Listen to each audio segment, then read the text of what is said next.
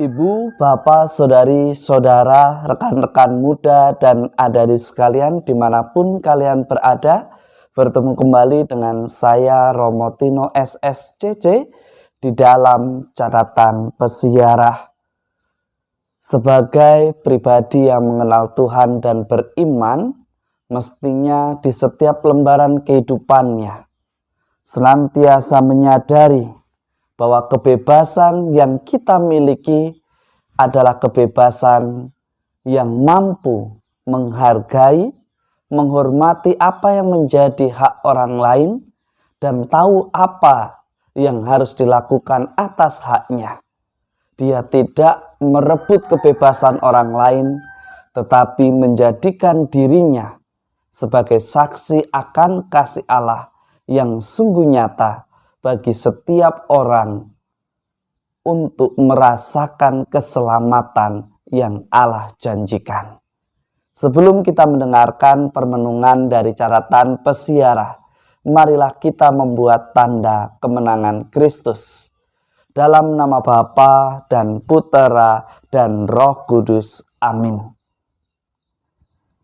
Allah Bapa asal dan tujuan hidup, Engkau telah meneguhkan hati para martirmu, Santo Andreas Dunglag dan kawan-kawannya, sehingga mereka setia kepada salib putramu, sampai rela menumpahkan darah.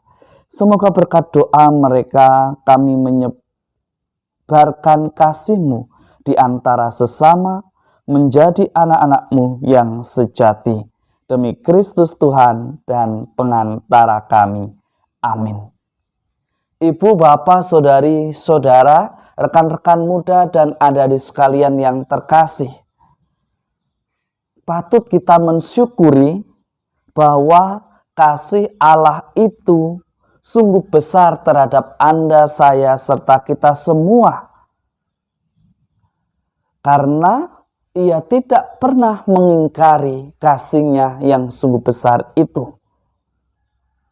Ia pun mampu membalas apa yang telah kita lakukan di dalam persiaran hidup kita. Meskipun sebetulnya Allah tidak memerlukan perbuatan baik kita. Yang diperlukan ialah kesetiaan yang berguna bagi keselamatan kita. Maka mari kita belajar untuk mengandalkan Tuhan dan senantiasa mempersembahkan segala sesuatunya di dalam doa, agar Anda, saya, serta kita semua dimampukan untuk menjalani kehidupan kita di dalam dunia seperti sekarang ini. Semoga semangat yang diteladankan oleh Santo Andreas Dunglag dan kawan-kawannya semakin meneguhkan Anda, saya, serta kita semua untuk terus belajar, setia, taat, dan mau berproses ketika Anda, saya menemui sebuah persoalan hidup ataupun tantangan yang mungkin sampai membuat kita merasa ketakutan, khawatir akan hari esok. Kita diajak untuk senantiasa mempersembahkan segala sesuatunya kepada Tuhan, dan bukan justru mencari cara-cara yang instan dengan menghalalkan segala cara, meskipun mungkin harus mengganggu kebebasan yang lain, meskipun mungkin harus menghilangkan atau bahkan melenyapkan sesama kita. Perbuatan yang sungguh tidak berkenan dan tidak terpuji di hadapan Tuhan. Kebebasan tidak terdiri dari melakukan apa yang kita sukai atau menuliskan apa yang senang kita ingin komentari atau mengutarakan pendapat seturut kepikiran kita dan kebenaran subjektif yang kita miliki. Tetapi memiliki hak untuk melakukan apa yang seharusnya dilakukan tanpa harus menghina, tanpa harus melukai pribadi yang lain. Lihatlah penglihatan Yohanes kembali diperdengarkan kepada Anda, saya, serta kita semua melalui kitab Wahyu pada pagi ini, pada hari ini. Yohanes melihat malaikat menubuatkan bahwa keturunan kota Babel dan pujian kepada para penghuni surga.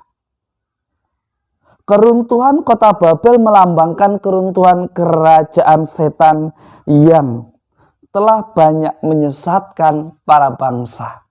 Kita tahu bahwa kota Babel adalah kota yang sangat pandai penduduknya. Orang-orangnya memiliki kemampuan yang sungguh luar biasa. Bahkan memiliki kemampuan untuk membangun menara setinggi langit.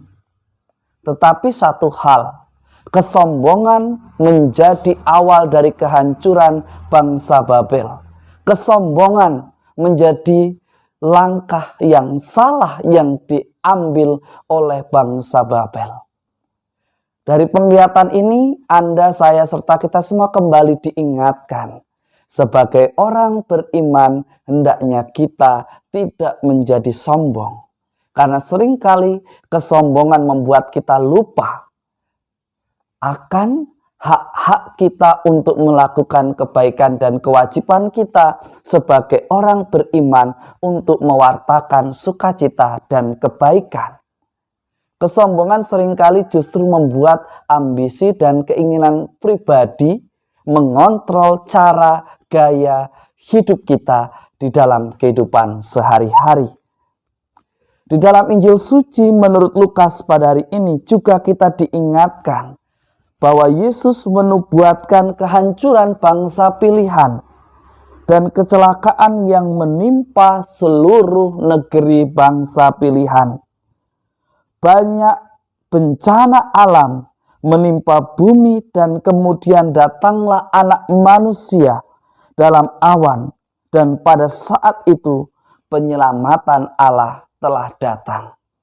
Sebetulnya penyelamatan itu telah datang, hanya seringkali Anda, saya, serta kita semua tidak mampu atau tidak sanggup menangkap kedatangan Sang Penyelamat karena ditutupi oleh sikap angkuh dan sombong. Merasa diri paling tahu karena pengalaman yang dimiliki, karena masa lalu yang dianggap lebih baik, sehingga ada sesuatu, masukan, usulan, ataupun perubahan yang tetap itu ada. Kita seringkali tidak mau menerima karena tidak sesuai dengan apa yang kita pikirkan, dengan apa yang kita rasakan, dengan apa yang menjadi ambisi yang selalu ingin dibenarkan dan tidak mau diberikan masukan dengan sesuatu yang baru.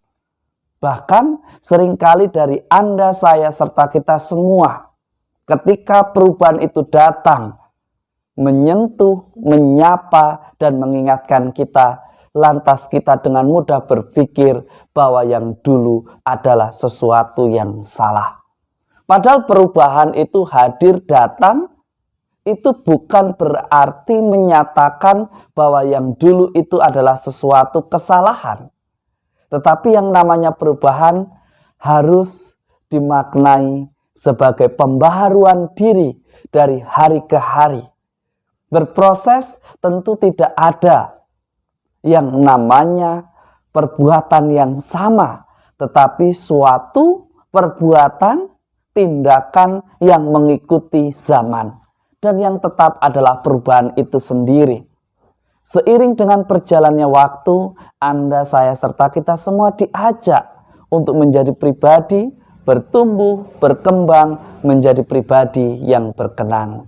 Dan semoga berkat rahmat Allah senantiasa melindungi dan memberkati kita semua, Bapa dan Putera dan Roh Kudus. Amin. Berbahagialah jika Anda, saya, serta kita semua menjadi pribadi yang teraniaya karena sebuah kebenaran.